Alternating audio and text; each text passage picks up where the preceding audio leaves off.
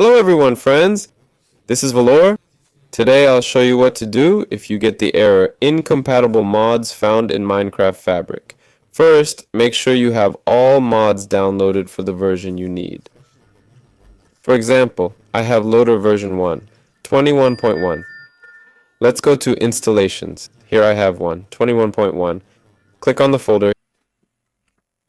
Here I click on mods and look.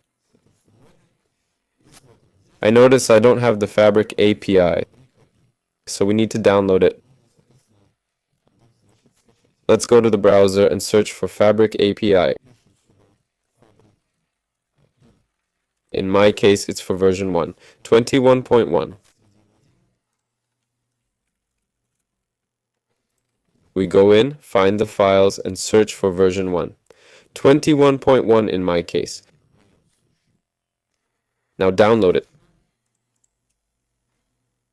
This will help fix some errors.